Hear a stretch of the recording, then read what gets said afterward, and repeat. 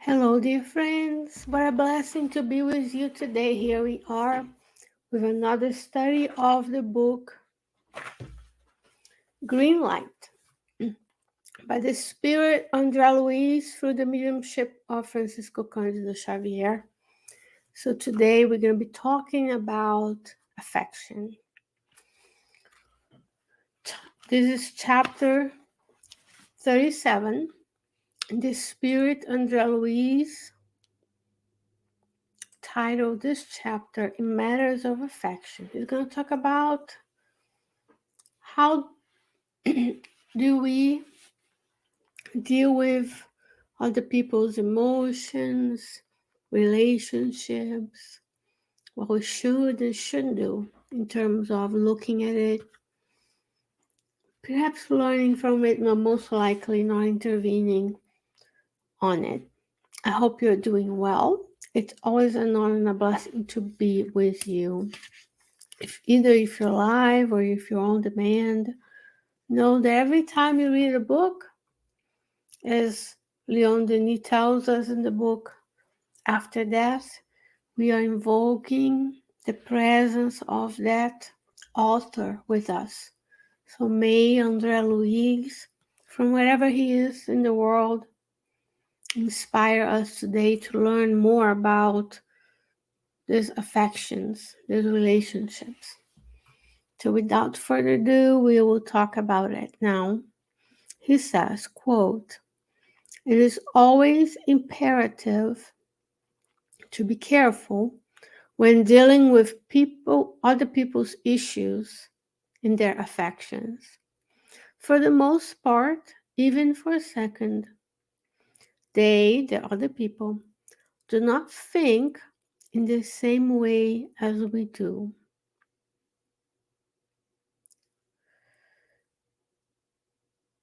On earth, the mature spirits know that for a while, nobody can, in good conscience, draw a line between normality and abnormality in terms of questions of deep affection."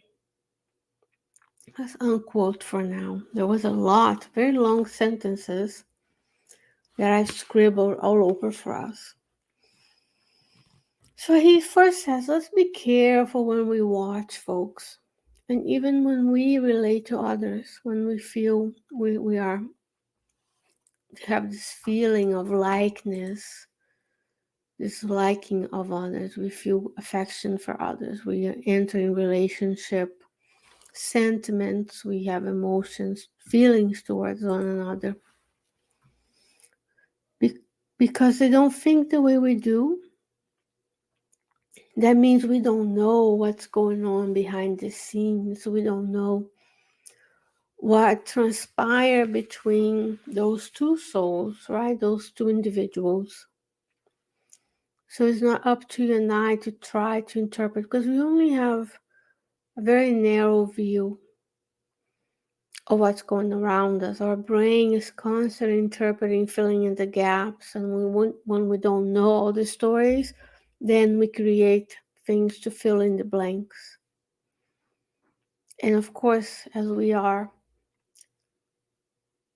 in a physical body, our perception is only limited to the senses that we have, which is only a sliver of the reality that is the complex and infinite universe that we see. So when we see people, either we've related to others or we watch our relatives in relationship with one another, then we say it's imperative. He worked with the word imperative. It's forceful. Um, it's always mandatory that we have a lot of care when we treat. Translating directly from the Portuguese live here with you, but he says treating with care. We don't know everything, so we watch folks, and sometimes we ask, "Oh my Lord, what were they thinking?" Probably the same way they're looking at us and wondering what are we thinking, right? He says, mature spirits on the earth knows nobody can draw a line between what's normal and what's normal when it comes to affection. He says, he'll continue, quote, those who are known as preachers of strict morals rarely do not find themselves in the same situation that they condemn. So here is unquote.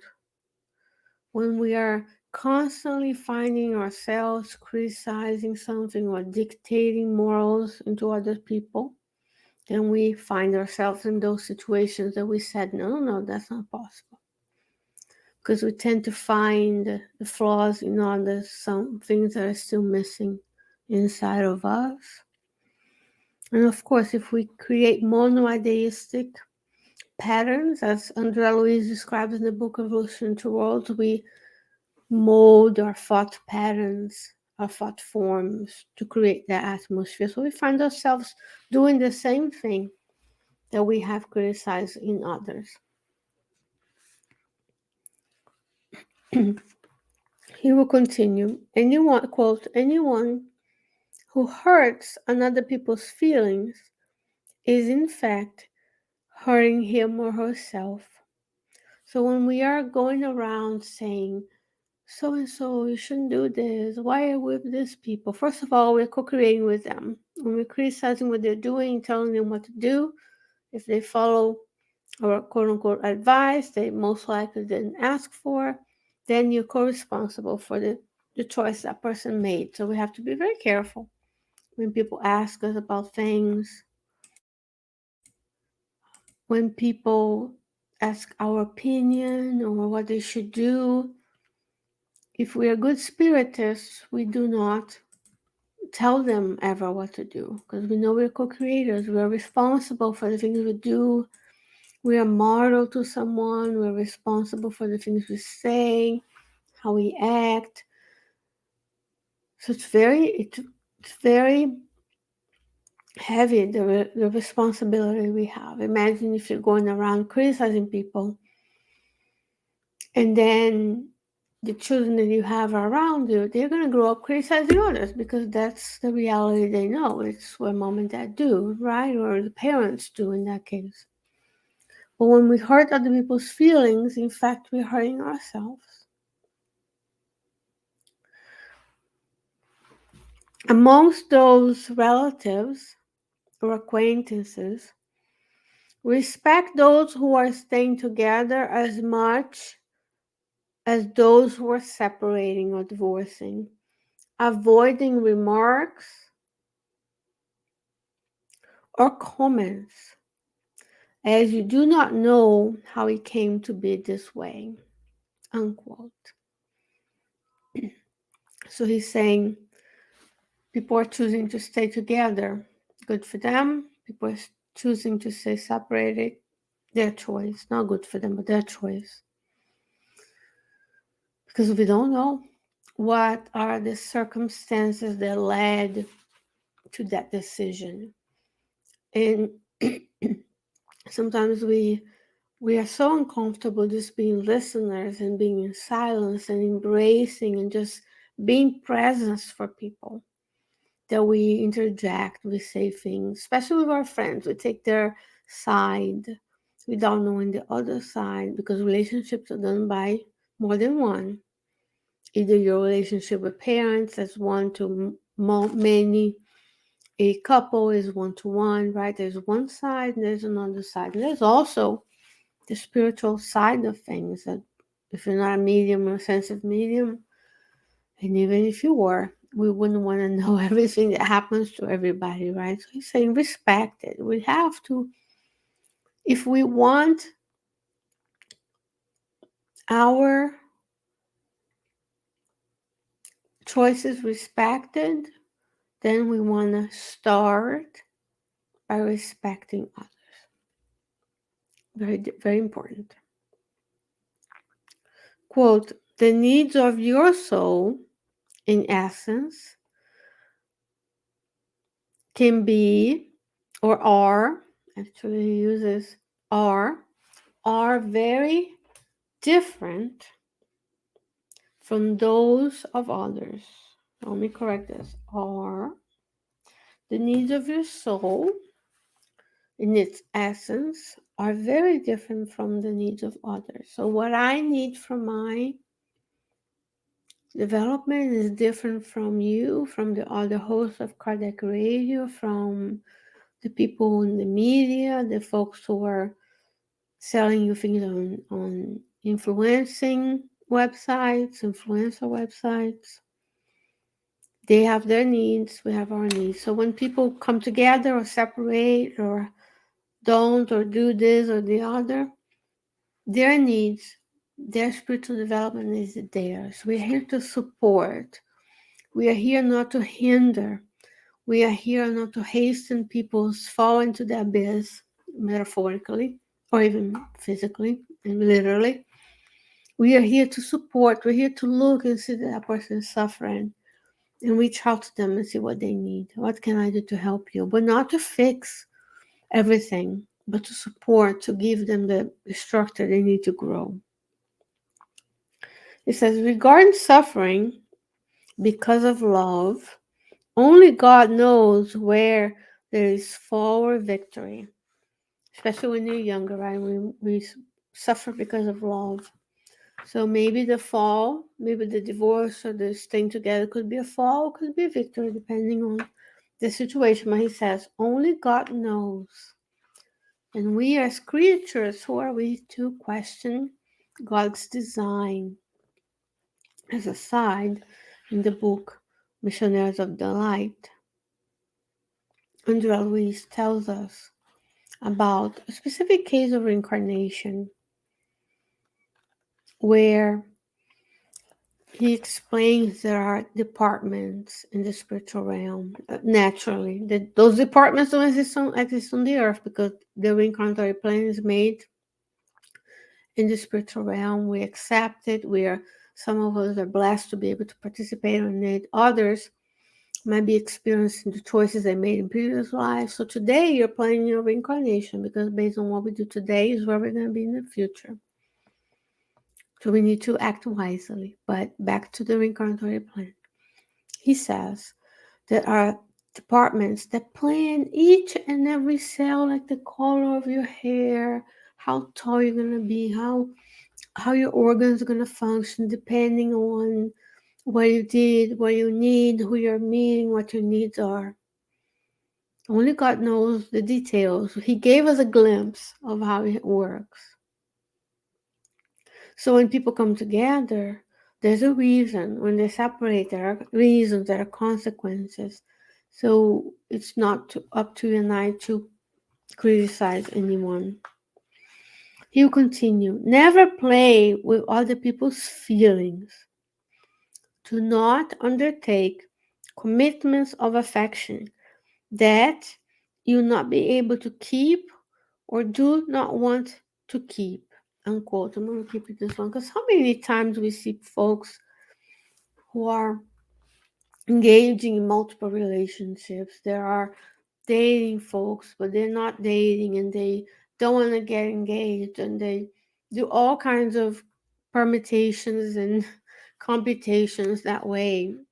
They're playing with people's feelings. They're playing with each other's feelings. And he says, never play with other people's feelings. Because when we say we want to stay with someone, but we don't want to keep that commitment, then we're hurting them. So he says, don't take commitments that you'll not be able to keep. Quote, love in your life will be what you make of it. True love, true affection between folks. I'm not talking about I love chocolate, I love the um, ice cream. I'm talking about true, deep affection between two individuals that maybe comes from multiple lives together. Now we come and we encounter sometimes. A lot of the relationships, the spirits tell us, a lot of the relationships on the earth are of expiation, when we are repairing rebuilding the fabric of those relationships that we tore apart in previous lives. So the happy ones are the minority. A lot of us are struggling with different things, struggling to improve, struggling to love, struggling to be together. And that's part of what you and I need, because if we hadn't needed it, we are either being tested or we would be in a different position in a sense. But love is what you make of it. So if you want to know about love, I will see if I can find. I've done a talk before about love. Let me write here. There's a chapter in the book After Death by Leon Denis. That his Power of Love is the name of the talk. I'll link on the description for us. He talks about love being this breath, this continuous emanations from God. That's the word, the same word that we give to love in chocolate. But true love, true affinity, because we are poor in terms of words, our languages don't allow us to describe everything that that is, and we don't know everything that that is in the universe. So let's look at that chapter in the book so that we can know more about how to go about loving, truly loving other people, letting them be who they are, helping them. And we're not saying also that we let them be, live and let live, totally, because we are accountable to one another. So if there's misbehaviors, there's people being hurt by one another, we want to use the manners of law to intervene. But we also need to be respectful and stop being the one who knows or has an opinion, right? Because we all do that in one way or the other. Two more phrases for us. He says, you will receive back, of course, everything that you have given to others. So what you're, according to the law, the rules are that's in the law of action and reactions. If I'm constantly giving opinions, making comments about other people's choices, that's what I'm going to get back. I'm going to feel like people are always attacking me because I'm always attacking. If I give love and companionship and understanding to others, that's what I receive in return, because there's two realms too. The building of spiritual relationships is true. So when we help others, when we understand, and when we are kind, silence is charity. Now, writing a comment on YouTube, Facebook, Instagram, TikTok, or whatever other means we're going to invent in the future is charity.